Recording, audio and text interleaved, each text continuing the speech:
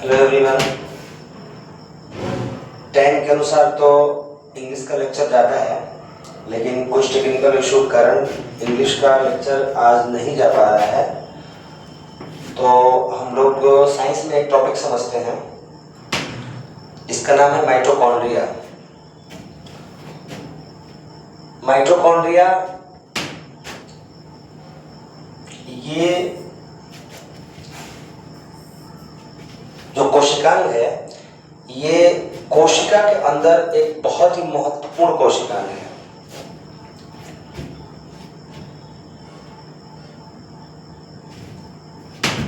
यहाँ पे हम एक सेल को ड्रॉ करते हैं और इसके अंदर एक केंद्रक लेते हैं,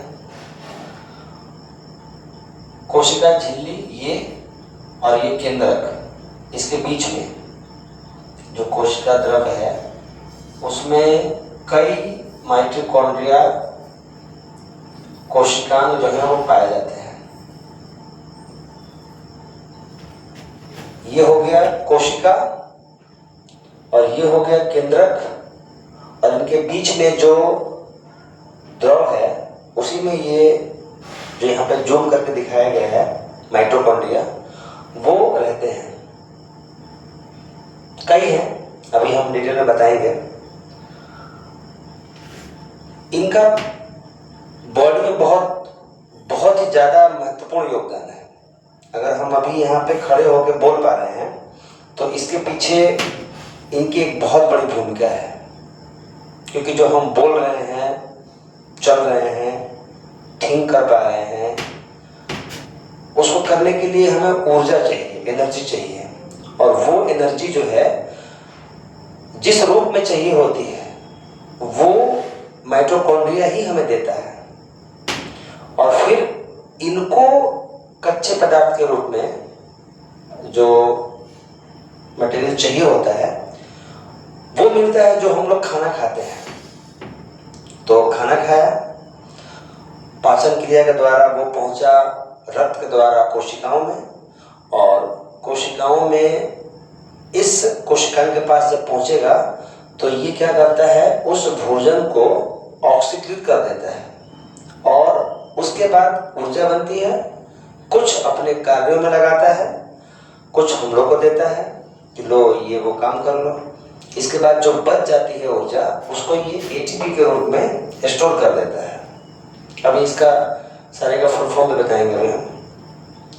फिर इसमें जो और भी नाम वगैरह हैं, इन सब के बारे में हम लोग ब्रीफ में जानेंगे।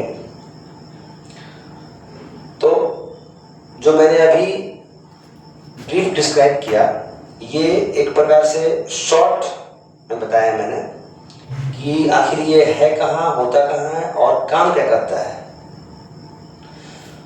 अब आगे चलते हैं हम लोग थोड़ा इसके डिटेल के बारे में।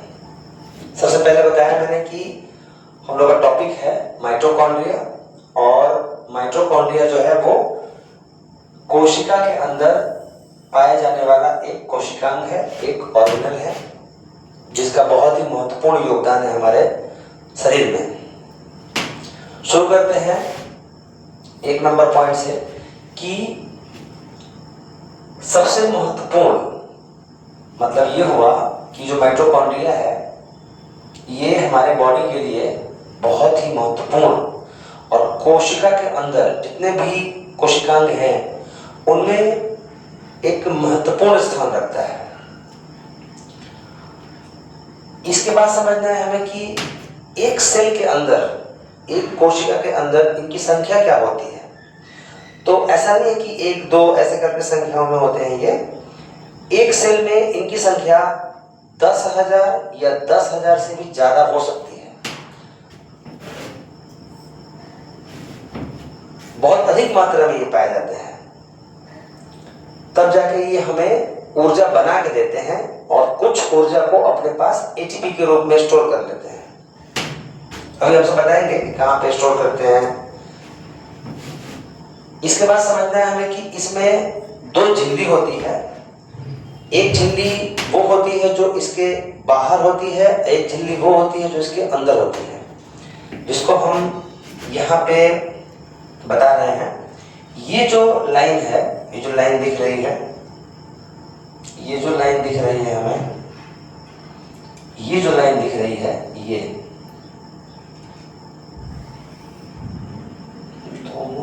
कैसे हो गया,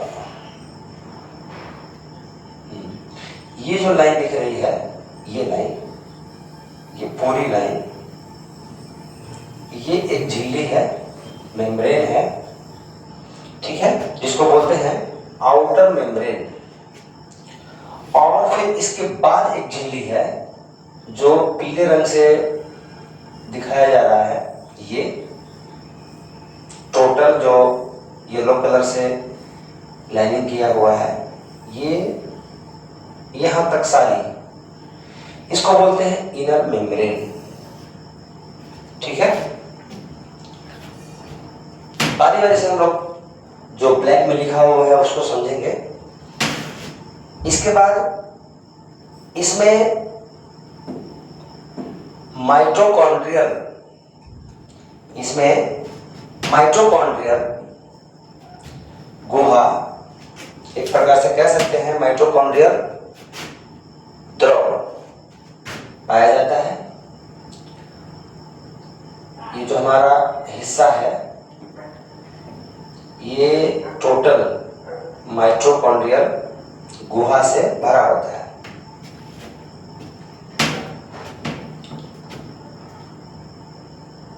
इसके बाद हमें समझना है कि इसके अंदर खाली स्थान भी पाए जाते हैं जिनको बोलते हैं मैट्रिक्स।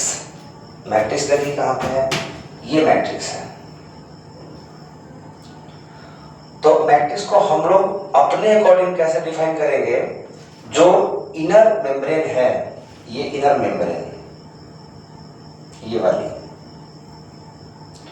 इनर मेम्ब्रेन के बीच में जो खाली स्थान रहता है उसी को कहते हैं मैट्रिक्स। मैट्रिक्स का बहुत बड़ी भूमिका है हमारे माइटोकॉन्ड्रिया में। इसके बाद समझते हैं कि जो इनसे ब्रांच निकले होते हैं उनको बोलते हैं क्रिस्टी। यहाँ पे क्रिस्टी दिखाई दे रहा होगा, ये क्रिस्टी है। अभी मैंने 3 लाइन क्यों किया ऐसा? 3 लाइन इसलिए किया कि अगर ये ऐसे ही येलो कलर की जो लाइन है वो अंदर नहीं गई होती, नीचे से ऊपर नहीं गई होती, फिर ऊपर से नीचे नहीं गई होती, तो एक ऐसा क्षेत्र बना होता जो एक प्लेन होता। लेकिन जब इसको हम काट देंगे, काट के इसके अंश को बाहर निकाल देंगे, ऊपर से काट के अंश को बाहर निकाल देंगे, नीचे से काट के अंश को बाहर निकाल देंगे, तो इनके ब्रांच निकल जाते हैं। जैसे जैसे जैसे ये ब्रांच हुआ, फिर ये ब्रांच हुआ, फिर बाद में ये ब्रांच हुआ, फिर बाद में ये ब्रांच हुआ, ऐसे करके इसमें कई ब्रांचेज हैं। उन ब्रांचेस को कहते हैं क्रिस्टी। इसमें सारी बात समझ में आ गई होगी। आगे देखते हैं हम लोग।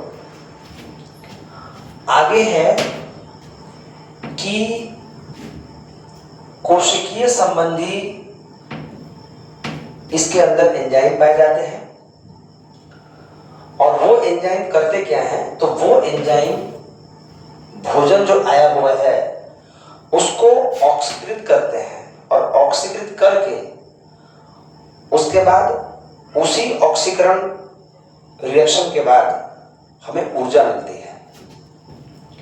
तो जो एंजाइम इनके अंदर पाए जाते हैं उनका नाम है पायरुवेट डिहाइड्रोजनेज।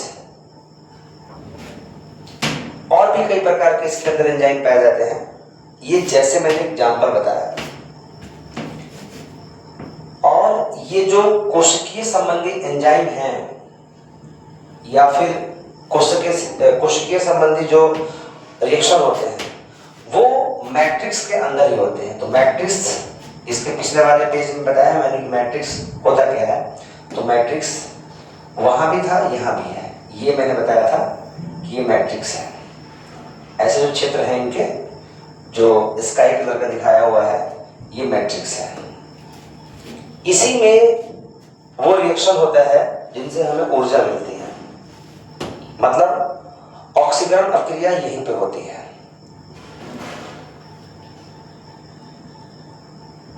इसके बाद समझते हैं हम लोग कि माइटोकॉन्ड्रिया एक ऐसा कोशिकांग है जिसका अपना खुद का डीएनए और आरएनए होता है।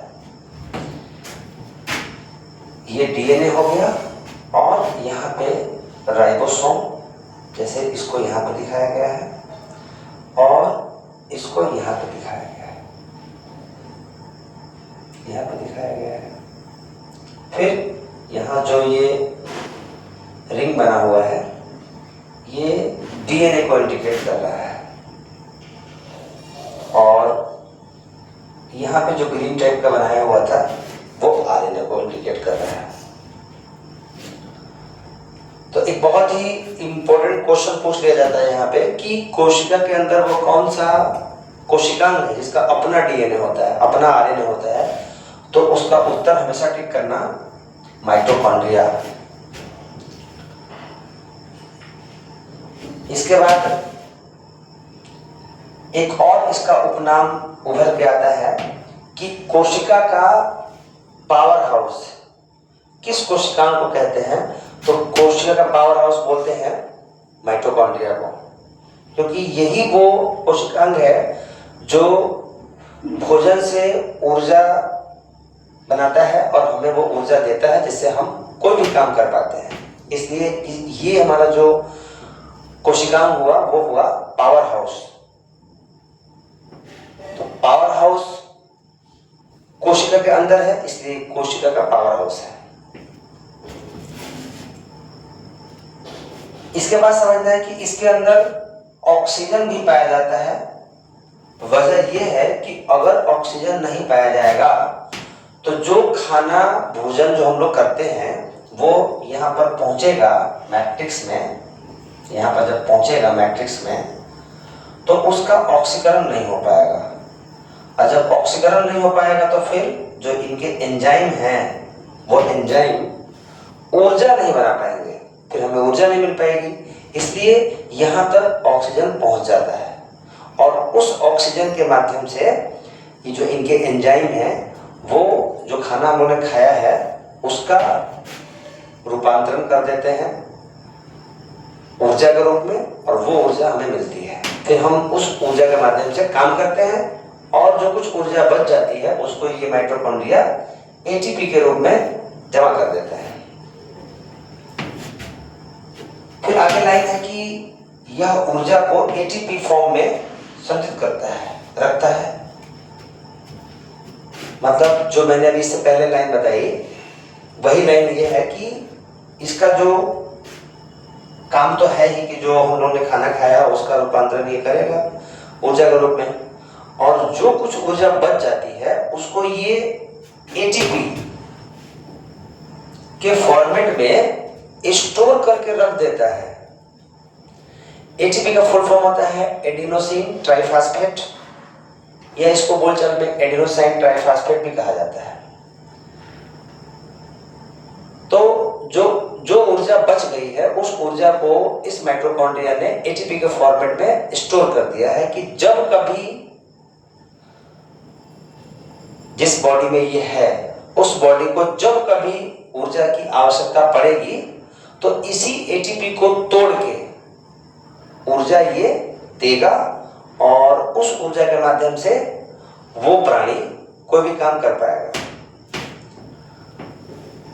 एटीपी के रूप में यहाँ पे जो व्हाइट कलर का दिखाया गया है वो इस माइटोकॉन्ड्रिया के एटीपी हैं।